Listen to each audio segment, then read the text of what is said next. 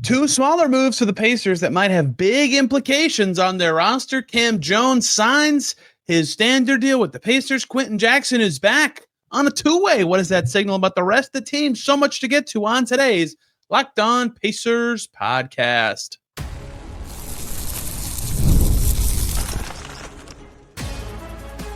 You are Locked On Pacers, your daily Indiana Pacers podcast, part of the Locked On Podcast Network. Your team every day. What's up, everybody? Happy Wednesday, and welcome into another edition of the Locked On Pacers podcast, where we, of course, talk about the Indiana Pacers. As always, my name's Tony East. I cover the team for Forbes, and today, two more signings trickle in for the Pacers. They nearly have a roughly full team as Kam Jones, their draft pick, very expected, but still some interesting stuff to talk about today. Signs his contract with the team. It is, as expected, a standard deal. We'll talk about why that is the case, what that means, where he could slot in, because the other news is related to Kam Jones, ironically, and is very interesting when it comes to the bigger picture of the Pacers. Quenton Jackson is back. I wondered if this would be the case, but on a two-way. Very, very interesting that Quenton Jackson gets a third straight year on a two-way with the Pacers for now, and I'll explain why I'm saying for now later. So much to get to with both of those guys. Not only what it means to have them back on the team, obviously, the Pacers like them or they would not have signed them to anything, but also what it means for the rest of the stuff that could be happening when it comes to the Pacers team building. This actually means a lot for the center position, ironically, which you'll hear as we keep going. So let's just roll right through. First up, Kam Jones. Standard deal. If you've been listening to many episodes of Locked On Pacers, you've known that this is extremely expected. They, I think, traded for the 38th pick with this kind of contract in mind, right? The top of the second round is where you can get these guys on these lower than the veteran minimum deals, but they can still be talented, good, interesting players. Furphy last year, Nembhard a few years ago. Now Kam Jones, they've all been picked in the 30s. And Kam Jones fits the bill of what they've been trying to do there and build with those spots. So obvious when they traded for the pick to me at the time when it seemed like Turner would be back. They really needed that cheap contributor. Now less so, but still important for them to have that kind of thing. So they have had success with these early second-round pick contracts, right? Between Furphy, who I think could be good, but we'll see, and definitely Nembhard, who is absolutely good. And there's a second-round pick exception that made this one all possible. And click, they signed Nembhard to a cap space deal, so that was a little different. But the second-round pick exception was used with Furphy last year and Kam Jones. So if you've been listening a lot, I predicted Kam Jones' deal would actually start at like 1.8-ish million. That's not the case at all. He starts at the rookie minimum, as low as his deal can go in year one. So that actually helps the Pacers, in theory, if they want to use their MLE or disabled player exception with some flexibility in the future in terms of, you know, if they were to use exceptions later or with their spending. We'll talk more about their actual position when it comes to the salary cap a little later. But that's how this works is I don't want to get too granular, but you can sign a guy with the second round pick exception to a 3-year deal or a 4-year deal. And if you do a 4-year deal, which what everybody should do, you can have the first year value anywhere between the rookie minimum and the veteran minimum. Kam Jones is all the way down as low as possible in the first 2 years of the deal. So it's a 4-year deal worth about $8.7 million. And only, I believe, the first year of the contract is fully guaranteed. So starting it as low as possible compared to what I expected, in theory, frees up about $600,000 for the Pacers to use. And that sounds like nothing, but it actually could be interesting depending on how their season goes. And we'll talk about those flexibility things later. But I think that's some nice work by the Pacers. A very small actual cap impact, but flexibility and still having him under contract for 4 years is about as good as possible, right? Furphy last year, for example, his first 3 years were all fully guaranteed, right? So just a little different way that they did this. But Kam Jones will be on the Pacers on a standard deal, not a two-way. However, people did ask when I shared this information that he's not on a two-way. They said, well, can he play with the Mad Ants? Should he? What's the deal there? Yes, he can. Just like Furphy did last year, right? Early in the expectation for Furphy last year was he'd spend a lot of time in the G League, and that might be the expectation for Kam Jones, which I'll explain why as we continue here. But he can play in the G League. Honestly, when the Pacers are healthy, especially when both Nembhard and McConnell are healthy, Kam Jones probably should spend more of his time in the G League next year. That's like the perfect spot to develop these guys. But given the way the Pacers season might look next year compared to last year or even the following year, a window for him to get some playing time, and he will, before the G League season starts and after the G League season ends, be with the Pacers. He'll get chances to play. So there he is. Kam Jones is on the team. The official numbers are helpful, but to me, and what I've been kind of planning out for the Pacers roster in my head and what their decisions have suggested they're doing, this has no real change on what I thought things could look like or other decisions you should keep an eye on. However, lesser expected, not that this is implausible, Quinton Jackson is back. That is not crazy at all. He played well for them last year. They gave him a qualifying offer. That suggests they like him. Okay, great. But back on a two-way. His qualifying offer was actually a standard deal because he had spent 2 years on a two-way. I wondered if he could get that standard deal, even though I think they kind of would have needed a veteran point guard. We'll talk more about the point guard position for the Pacers later. So he's back on a two-way for the fourth straight season of his career, one with the Wizards, one with the Pacers, and then now, of course, 2 more full seasons with the Pacers where he is going to be on a two-way. This is his last year where he's eligible for a two-way deal. So here's why it's interesting that he's on a two-way. One is that he's like good, right? Like, not that two-way players aren't good players. They're usually just kind of more in the mold of partially good, partially development. I would say Jackson tips more toward the top end of the talent of a two-way scale in terms of just the signing, right? Two-way guys who end up being really good get converted to a standard contract during the season. But like, he shot 48% from the field last year. He made threes last year. He's fast with the ball, right? He has like legitimately NBA quality traits that he transfers into skill, and he fights enough on defense. Like, he had a 20-something point game last year on 10 for 12 shooting. This is a valuable-ish player. The reason two-way is at least like, oh, interesting, is he turns 27 before the season starts, right? Usually, not always, usually teams use their two-ways on more of the development type. He's just kind of in an odd career spot with where he's at right now. But, like many teams are using helpful guys on two-way deals. Isaiah Livers, many of you might not remember, he was decent for the Pistons a few years ago and got hurt and missed all of last season. He signed a two-way with the Suns yesterday as well. He also will be 27, like really soon, before next season starts, right? Teams can use a two-way player to actually have value. So Quenton Jackson right now, I would pencil in as the Pacers' third-string point guard, right? Nembhard 1, McConnell 2, Quenton Jackson 3. Absolutely. He was their fourth guy last year. They just happen to also have Tyrese Haliburton, but he is a legitimately helpful player. And you wonder with someone at that age who's been on a two-way so much, if a two-way would make sense again, if that'd be something he'd be interested in, how much G League time is going to be the right answer for him. We'll talk about a little bit more in detail of this in the second segment, because it's not that I didn't think a two-way would happen. It happened first. It's their first two-way signing of the offseason. We'll see where this actually goes, but I think this is pretty interesting in terms of what it means for the rest of the Pacers roster. Again, Quenton Jackson deserves to be back. He is about as good of a two-way success story as you can have, especially last year, averaging 6 points a game in 28 appearances. He started 7 times.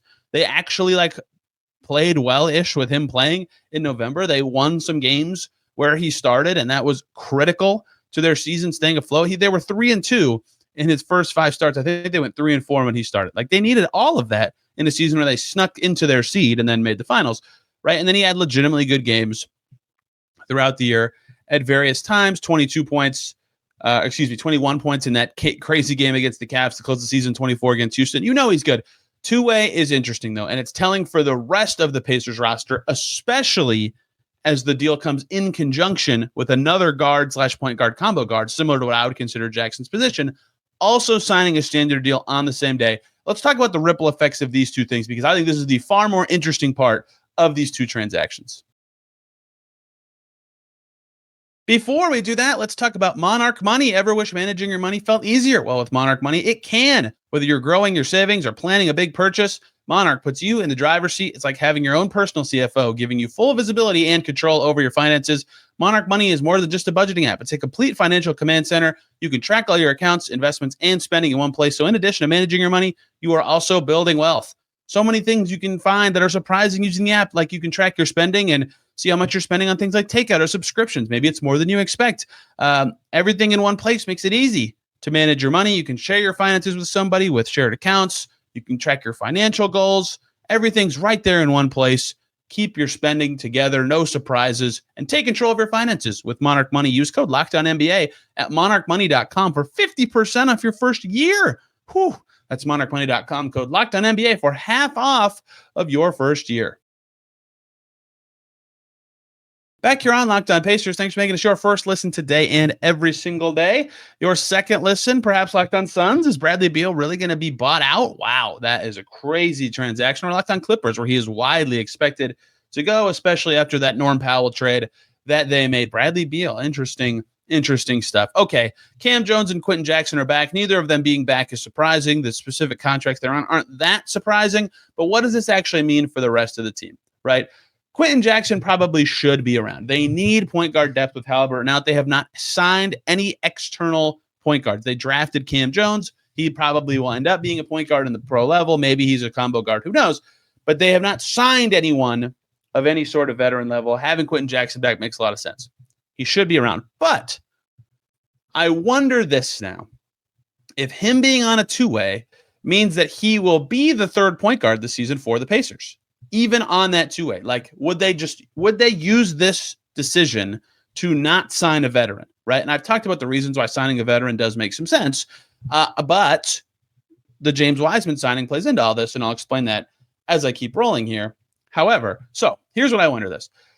It is possible they still need a third rostered point guard, right? They had 3 rostered point guards last year with Haliburton and Nembhard and McConnell, and they still needed Quenton Jackson, like pretty often, right? He played 28 games. He played over a third of the season for the Pacers and obviously played a lot for a G League team that made the playoffs and won a playoff game. Like he did a lot on a two-way last year. Very valuable for them. He might have played more NBA games if they didn't make the playoffs in the G League is why I brought that up. So they had 3 rostered point guards plus Quenton Jackson and Ray J. Dennis last year. So it's possible still that they would add a third point guard right now. But, right, they are also in a weird position at center where Jay Huff, they traded for. Clearly, they like Jay Huff. They gave up actual assets to get Jay Huff. It sounds like Isaiah Jackson's going to be back. It's been described to me as pretty close. Kevin Pritchard used that exact description. The buzz is that he's in Indy. We'll see where that goes. He's a restricted free agent. I would put the odds at the Pacers keeping him pretty high. There's 2 centers. James Wiseman has already been signed to a 2-year deal with $1 million guaranteed in the first year. That's 3 centers. Tony Bradley is the 4th one. Who knows about him? We'll talk more about him in a second. He's a crucial figure of this upcoming discussion. That's 4 centers. I would think that might be too many. However, if 2 of your centers are coming off of an Achilles tear, you might actually need 4 centers to cover for that, to actually have enough bodies, right? Last year, they had 3 centers. Turner, Jackson and Wiseman to open the year, and then Wiseman towards Achilles, and Enrique Freeman was playing, and then they had Thomas Bryant after Isaiah Jackson also towards Achilles, and Enrique Freeman was playing, and then they traded for Bryant, and they had Jahlil Okafor, and they had Moses Brown, and all this stuff. You know, it really messed them up last year. They had 2 Achilles injuries at the same spot. So those guys are going to be healthy when the season starts, I presume, but like, what if they aren't effective, or what if their skill has changed, or what if there's risk of other injury for them because they're favoring their new leg? And the other part of this that I'll mention a million times, but I never know who has it or hasn't heard it yet. I talked to Jahlil Okafor, who played that one game for the Pacers last year. He had an Achilles tear a few years ago. It took him 9 months to play again. The Jackson Wiseman duo are getting close to that time. It took Okafor a year and a half to feel like himself. So how effective are those 2 Achilles guys going to be? If they are not effective, if they can't play back-to-backs, who knows? I'm speculating, to be clear. But that is a situation with 2 guys coming off of an Achilles tear where you might actually want to have 4 centers on your team. So Jackson, Huff, Wiseman, and Bradley could actually all make sense. They might actually need that depth on their team, which would possibly impact their room to pursue a point guard, because they had their 10 players before free agency even started: Haliburton, Siakam, Nembhard, Toppin, Nesmith, McConnell, Mathurin, Walker, Shepherd, and Furphy. They got Huff, that's 11. Bradley's option made him 12. Wiseman became 13. Kam Jones just became 14. You get 15 spots, right? Isaiah Jackson, if he is signed, would give them 4 centers and a full team. They have non-guaranteed guys they can move on from if they want a point guard. They have other things they could do. But like, it is plausible to me, and I wouldn't have thought this before Wiseman, but once they signed a second off of an Achilles injury guy, I thought maybe they do need 4 centers. So that's why Quenton Jackson on a 2-way does make more sense than previously maybe thought, is for him, maybe it's not the deal he wanted, but he actually could have opportunities to play as the third point guard, and they need a third point guard if they're not going to use a standard roster spot on one because they're going to use their standard spots on center. They learned a lesson last year about center. So if Jackson would have been player 15 or if Isaiah Jackson is player 15 and the roster is full, perhaps the Pacers are done. Like, their team would make sense on paper. They could always do other things, and I'll talk about those many things. But I still would wonder. So that's the situation they're in now, with Quenton Jackson being, in theory, their third point guard and their four centers that they have. I still wonder if they would consider, pending how confident they are in the health of Jackson and Wiseman, if they would consider waiving Tony Bradley, because his deal is non-guaranteed, to sign a point guard, or to bring in a veteran point guard, and then Quenton Jackson would be basically in the exact same spot he was in last year. They might need a two-way center in that case. Enrique Freeman is still floating out there. We'll talk about him in a second. Maybe they don't want somebody else. But, they had three centers last year and still needed the two-way guys. I forget how many games Freeman played. I'll look that up. So that is why that was such an interesting signing to me, is it did tip that it's possible the Pacers don't actually go get a point guard in free agency, and they instead roll with four centers because of their Achilles stuff, and Quenton Jackson on his two-way could be their third point guard. You get 50 active games on a two-way. Jackson used them all last year. He played in 28 games, and in 22 of his active games he didn't play. Like, if you use it right, or when injuries are coming, you could get him more than 28 games. Like, is 50 games enough to cover for what you'd expect to be the missed time of Nembhard and McConnell? Yeah, that's possible, right? It's totally possible. And that also does not even include the fact that Ray J. Dennis is currently on a two-way also, and he is also a point guard, right? So in theory, they might have enough cover with their two ways to not need a third point guard and instead roll with four centers. 50 games should be enough, especially if you count the Ray J. Dennis part. So I still think perhaps, and in fact, if I were in charge, I think that a third point guard might still be needed for the Pacers. There was that rumor that there was something they were considering. It got reported. But I would understand them thinking Bradley or whoever, a fourth center, is a better use of a spot. I would also understand if they rolled into the season with McConnell, Nembhard, Kam Jones, and the two-way point guards as their lead ball handler rotation.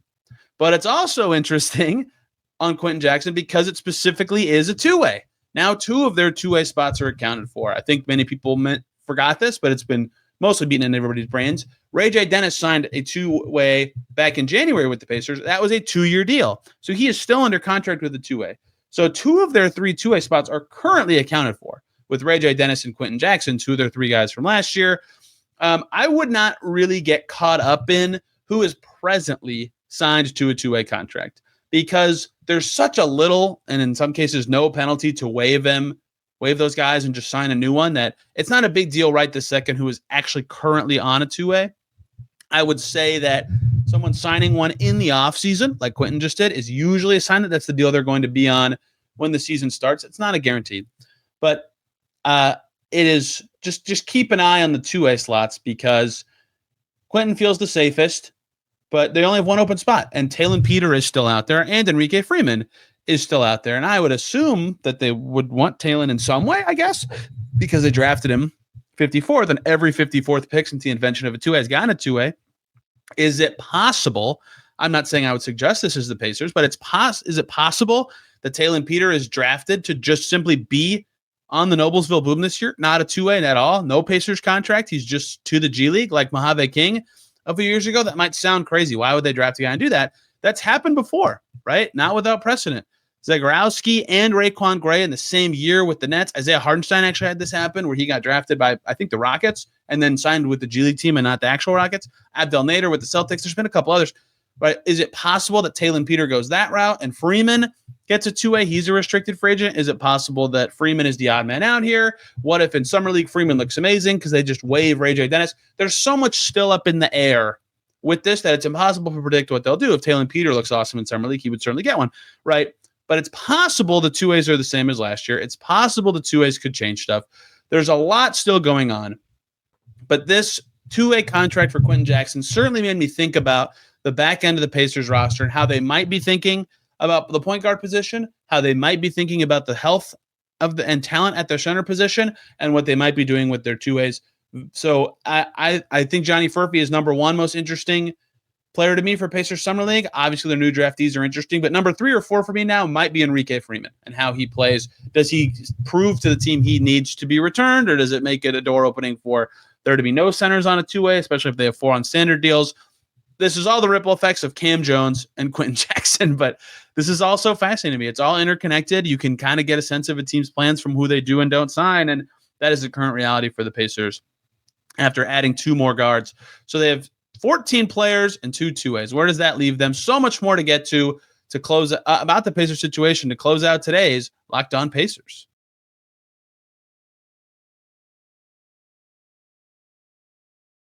Back here on Locked On Pacers. Thanks for making this your first listen today and every single day. Your second listen, Locked On NBA Game Night. Wes Goldberg and I talked about Summer League players sitting out, which is kind of goofy, and Jokic not getting an extension, and all sorts of other news from around the NBA. Kelly Olynyk getting traded, cross him off of your center to the MLE list for the Pacers. So many things Wes and I dove into yesterday. Okay, let's talk about the Pacers' current situation and what it could be telling about where they're headed. So as it stands, after Kam Jones is signed, they have 14 players on standard deals. Reminder that you can only carry 15 into the season. However, Tony Bradley is fully non-guaranteed. We'll see what that is. Wiseman has enough partial guarantee that I would imagine he'll be on the opening night roster. You could say they have 13 players. You could say they have 12. You could say they have 14. I think 13 or 14 are the fairest numbers for the Pacers situation. And this is the other thing I mentioned to everyone on this show that has now become reality given their signings. They are $13.6 million away from the luxury tax. So they can't, if they use the full MLE, or if they apply and get it, the full disabled player exception they'd get for Tyrese Haliburton, if they use the full thing, they'd go into the tax. And they certainly does not sound like a team that will go into the tax after what happened with Turner. So I would not now say that they have the full 14.1 million MLE. They also still have Isaiah Jackson hanging out there. Given that he got the qualifying offer, I would wager that his first year salary will be somewhere between like $4.5 and $7 million, I guess. So that will cut into that $13.5 million. So keep that in mind when you think about the Pacers adding talent with their disabled player exception or their non-tax mid-level, that they probably can't use the whole thing unless they shed other salary first, which is totally possible. But they have 14 players under contract. They have 2 two-ways. If you think about their season, yes, they have 1 more roster spot. Yes, they have 1 more two-way spot. That's true. Remember, though, the way the NBA works now, like right this second, is in the offseason, you can actually have 21 players. Right. And you can bring 21 to camp. You just have to get it down to 18 when the season actually starts. So don't be surprised if let's say they want a third point guard, they could sign that player without waiving Tony Bradley. They could even bring both to camp, let them compete for spots, see what's going on. Right. All sorts of ways that could kind of sort itself out. So keep that in mind, that until October, they can carry more guys. They can actually build their team out like that. But I would again say that at least 13 of their spots seem pretty secure to me. Of their two-way slots, we'll see Q seems pretty secure. Less sure about the other guys, but that's their roster situation and their cap reality. But that's before Isaiah Jackson, right? Who, again, I'm presuming, and I have been presuming since even before he got a qualifying offer, that he would be back. It makes the most sense for him and the Pacers. That would be 15. And that would, in theory, be a roster that makes sense, maybe too many centers. So keep an eye on that and their financial reality after doing so. Because here's the thing to know about the non-tax mid-level and the disabled player exception that they could, should, whatever you want to say, get for Tyrese Haliburton. Even if they don't use it right now, it still carries value throughout the season, right? Pretend the Pacers are way better than you think. Well, it could be valuable in the buyout market, right? You have an advantage over other teams if you have a full mid-level exception to offer guys on the buyout market above the minimum. Remember, these exceptions can be used to trade for players.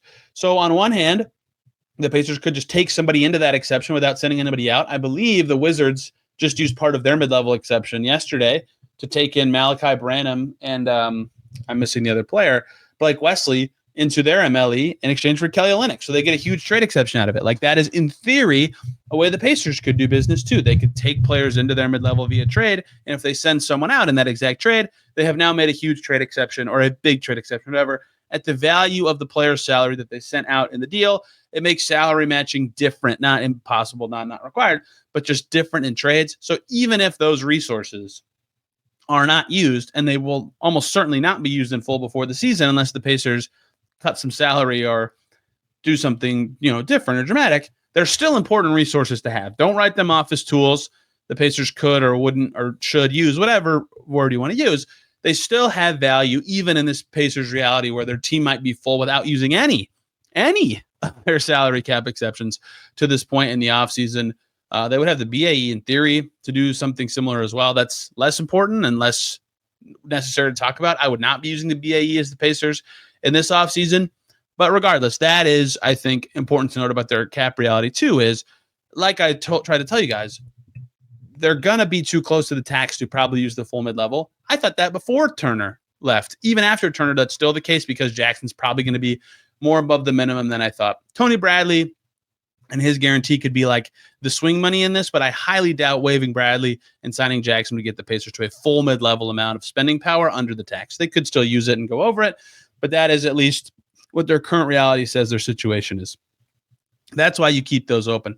But if they sign Isaiah Jackson, whenever it happens, we will talk about it right here on this podcast. And on that show, I'll probably go more in depth on James Wiseman. I talked about it a little bit yesterday in the Kevin Pritchard, here's what he said, here's what I think it means session. But I would like to go into more depth on it because I think it makes more sense for this year's Pacers to have James Wiseman than last year's Pacers to have James Wiseman. And his guaranteed money is actually more this time than last time, coming off of an Achilles tear, which is perhaps telling of what they think about what he could be, what it could be about. And once Jackson is signed, that's all the biggest names. We'll talk more about what the Pacers could do for the rest of the offseason at that time when it happens. And you never know how Summer League could shift things, right? There's always executive chatter at these big events. I forget. I think the Pacers did something of some consequence at Summer League last year, but that's when all like the could Nembhard get extended chatter picked up and all that kind of stuff. So that is where the Pacers stand. That is the moves they made on Tuesday. Tomorrow's show, it'll be leading into Summer League. So if they do the Isaiah Jackson move, we'll talk about the centers and all that. If not, again, I keep teasing this show, but it hasn't happened yet. A really cool Talon Peter centered episode will be coming at some point. I hope I can get it out before Summer League, but I need to be covering the most topical things. If that happens to be Isaiah Jackson resigning, that would be the lead topic, and we'll move Talon Peter back. But and then the Pacers play Summer League on Thursday. I'll be there, and we can talk about that. Of course, the day after that, who shined, who didn't, what does it mean, first impressions, yada, yada, all that. Boots on the ground in Vegas. Oh, it's a good time. So thank you guys so much for listening today. I hope you learned something about two players that seem like they'll be back into the roster, guys, but could, in theory, their signing tell us a lot about how the Pacers are thinking and planning. You can find me on social media on Twitter and Blue Sky at Tony R. Reese. This podcast is on Twitter at Locked On Pacers and on Instagram under the same handle. Back tomorrow talking more Pacers. Till then, everybody have a wonderful, wonderful day.